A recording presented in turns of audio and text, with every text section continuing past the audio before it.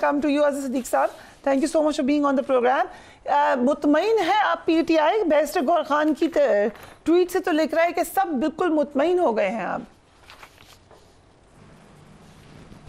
देखिए, मैं तो अपनी ज़ात की हद तक बात करूंगा और मेजॉरिटी हम लोग तो मुतमईन नहीं है जी।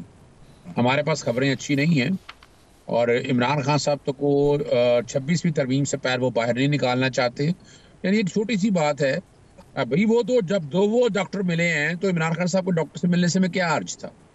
और ये जो बताया जा रहा था, ड्रामा किया, थ्रेट की बातें हैं, वो दो डॉक्टर मिलके आ गए हैं ना, तो फैमिली को मिलाने में क्या हर्ज था।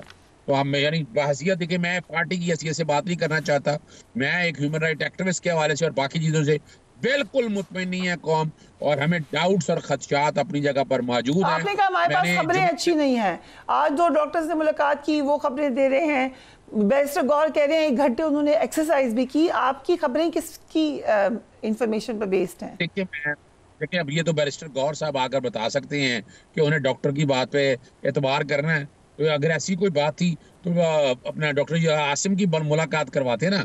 डॉक्टर आसिम को बाहर खड़ी रखा और उन्हें मुलाकात नहीं करवाई, तो ये देखें, ये तो बड़ी बात है। इमरान खान साहब की अपना जो साबका एहलिया और बच्चों के हवाले से जो बातें कह दी हैं, देखिए एक बात बड़ी वाज़ेह है कि जो उन्होंने अपना काम लेना था वो ले लिया, वो नहीं चाहते थे।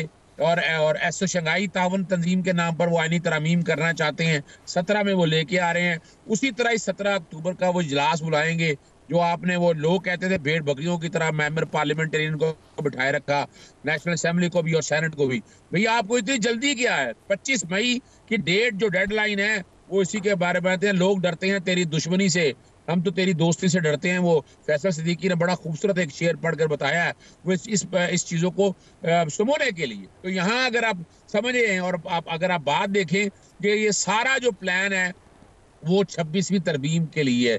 इमरान खान को जेल में भी रखा गया, और मैंने तो कई टीवी में, आपके टीवी प्रोग्राम में भी यही कहता हूँ कि भाई हमने कोई ऐसा नारा नहीं लगाया कि हमने एसओसी होने नहीं देना। जो ओआईसी के नारे लगाते थे वो करें, हमें एहतजाज अपना करना चाहिए था। ये मेरा नुक्ता नज़र बड़ा वाज़ेह है, हमें एहतजाज हमारा बड़ा यानी साफ सुथरे तरीके से, कोई इसमें ना हमने को हंगामाराई करनी चाहिए थी, ना ऐसी कोई बातें होनी चाहिए थी। लेकिन अब क्योंकि जिस वक्त ये फैसला लिया है तो पार्टी में सब लोग आपके साथ, क्योंकि हम देख रहे हैं सोशल मीडिया पे तो आपकी पार्टी के लोग आपस में लड़ते हुए नजर आ रहे हैं। कोई कह रहा है आप खामोश क्यों हैं, कोई कह रहा है आप मुल्क से बाहर आके इंतशार क्यों फैला रहे हैं, कोई कह रहा है आप घर आ जाएं, कोई कह रहा है तुम गद्दार हो, दूसरा कह रहा है नहीं तुम गद्दार हो। ये इस वक्त ये हो रहा है आपकी पार्टी में। देखिए एक बात तो बड़ी वाज़ेह है कि दहशतगर्दी के सर्टिफिकेट बनते रहे, गद्दारी के सर्टिफिकेट बनते रहे। माशाल्लाह, शुक्र अल्हम्दुलिल्लाह, ना दहशतगर्द हैं ना गद्दार हैं, बड़ी वजाहत के साथ। यानी अब तो कोई डाउट नहीं रहेगा, दोगलापन। आप अंदाजा लगाएं कि हमने एहतजाज मुलतवी इसलिए किया था कि इमरान खान साहब से मुलाकात करवाई जाए। वो मुलाकात अगर 2 डॉक्टर और वो भी गवर्नमेंट की मर्जी के डॉक्टरों पे होनी है, फिर मैं तो कुछ नहीं कह सकता। जहां तक सोशल मीडिया के खिलाफ भी इतराज कर रही है पीटीआई इस वक्त, आई आस्क यू ओपनली। देखिए मैंने अपनी जात की हद तक बता दिया, ये मेरे पार्टी का स्टैंड नहीं है। मैं जाती तौर पर समझता हूँ कि अगर 2 डॉक्टर वो मिल सकते थे, डॉक्टर आसिम में मिल सकते थे, बैरिस्टर गौहर साहब से मिलना चाहिए था, साहबजादा हामिद रजा साहब के हवाले से, फैमिली यानी 2 बहनें को आपने जेल में भेज दिया। अगर उनको वहां भेजते थे, मकसद ये है कि इमरान खान को डिस्कनेक्ट करना है अवाम के साथ। अब सख्त खलाया अमल लेना होगा, जैसे वोकला ने अभी आपके सामने बड़ा वजाहत के साथ कह दिया। और मैं वकील भी हूँ, हम अपनी वोकला बरादरी के साथ खड़े हैं, हम सड़कों में भी रुके और आएंगे। और हम किसी आईनी तरबियत, देखिए बड़ा वजह क्या है, आईनी तरबियत जब पास हो गई उसके अंदर कुछ ऐसी प्रोविजन मौजूद है कि आप चैलेंज नहीं कर सकते। ओके, अगर इजाजत दें हाफिज अब्दुल्ला साहब से पूछते हैं, क्योंकि पहले भी आइन साजी हो जाती है अगर मौलाना फजल रहमान सख्त स्टांस ना लेते। हाफिज अब्दुल्ला साहब, आई होप कि अब आपको मेरी आवाज़ आ रही हो। मौलाना फजल रहमान ने कहा हमारे ही मुसव्वदे पर सबको इत्तफाक करना पड़ेगा। ये जो खदशात का इजहार कर रहे हैं अज़हर सिद्दीक साहब, क्या ऐसा हो सकता है अभी भी इन मुसव्वदों से जो उनके खदशात हैं, क्या वो सच साबित हो सकते हैं? बिस्मिल्लाहिर्रहमानिर्रहीम, बहुत शुक्रिया।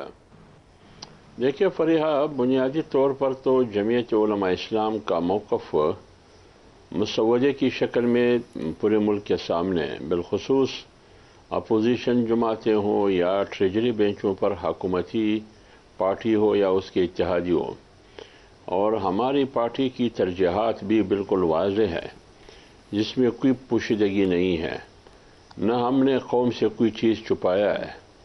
بنیادی چیز ہے آئینی عدالت، اور جمعیت علماء اسلام نے آئینی عدالت کے بجائے تجویز کی ہے آئینی بینچ کا، کہ سپریم کورٹ کے ہو یا ہائی کورٹس کے، لیکن ہائی کورٹس کے اندر ہو یا سپریم کورٹ کے اندر آئینی بینچ کی تشکیل ہو، اور سربراہی وہی چیف جسٹس کیا کرے جو ہائی کورٹ کا چیف جسٹس ہو یا سپریم کورٹ کا چیف جسٹس ہو۔ سپریم کورٹ میں 5 ججز کی تجویز ہم نے دی ہے سینئرٹی کی بنیاد پر، اور ہائی کورٹ میں 3 کی ہم نے تجویز دی ہے۔ اب اسی پر گفت و شنید جہاں تک اور کچھ جزیات اور بھی ہے، یہ تو جب آج مولانا صاحب کی بلاول سے بھی ملاقات ہوئی ہے جی، اور کل انشاءاللہ لاہور میں نواز شریف صاحب کے ان کی ملاقات ہوگی، پھر یہاں آ کے انشاءاللہ پی ٹی آئی کے دوستوں سے بھی ملاقات ہوگی۔ تو کوشش تو جمعیت علماء اسلام کا یہی ہے کہ جو بھی آئینی ترمیم آپ کرنا چاہتے ہیں، بنیادی چیز یہ ہو کہ اس آئینی ترمیم سے آئین کی چہرے کو مسخ کرنے کی کوشش کوئی بھی پارٹی نہ کرے، اور ان کی روح کی تبدیلی میں کوئی کردار ادا نہ کرے۔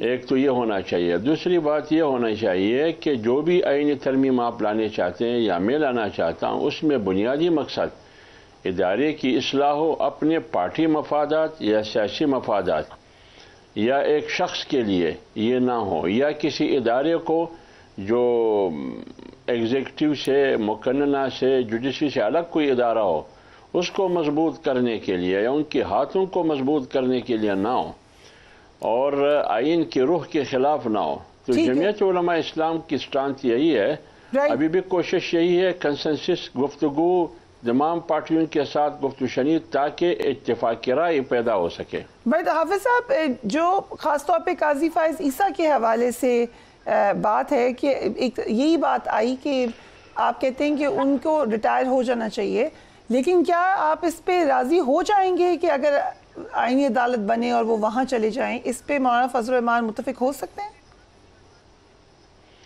دیکھیے، ہم نے جو تجویز دی ہے میں اسی پر بات کرتا ہوں۔ اگر وہ تجویز ابھی تک جمعیت علماء اسلام کی طرف سے باقاعدہ دستاویزی شکل میں یا سیکنڈ آپشن کے طور پر مسودے میں موجود نہیں ہے، تو لہٰذا میں اس آپشن پر کیوں بات کروں جو نہ مسودے میں موجود ہے، نہ ہمارے گفتگو میں جو ہمارے لائر ہے، قانونی ماہرین ہے، نہ اس کو آج تک یہ آپشن دیا گیا ہے۔ لہذا آپشن وہی ہے جو مسودے کی صورت میں ہم نے دیا ہے، کہ آئینی عدالت کے بجائے بہتر یہ ہوگا کہ آپ آئینی بینچ پر ہمارے ساتھ اتفاق کریں، کیونکہ بات یہ ہے کہ آئینی عدالت کے لیے آپ کے پاس 150 یا اس سے بھی کم کیسز ہے۔ اب 150 کیسز کے لیے آپ ایک علیحدہ عدالت تشکیل دینے کی کوشش کر رہے ہیں، تو میرے خیال میں یہ معقول بھی نہیں ہے۔ اگر انہی کیسز کو سننا ہے تو وہ سپریم کورٹ کے اندر بینچ بھی سن سکتے ہیں۔ کیا ہم یہ کہہ سکتے ہیں کہ جے یو ایف کا اس حوالے سے موقف بالکل واضح ہے کہ قاضی فائز عیسیٰ اپنے ٹائم پہ ریٹائر ہوں، نئی چیف جسٹس آئیں؟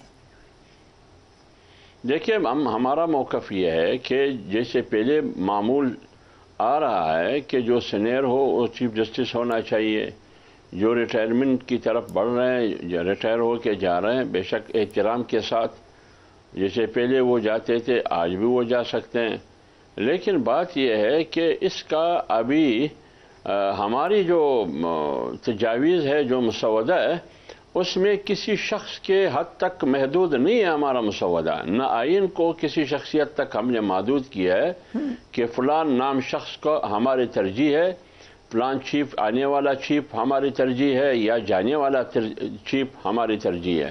ہماری ترجیح یہ ہے کہ آئین اپنی اصلی حالت میں اور برقرار ہو۔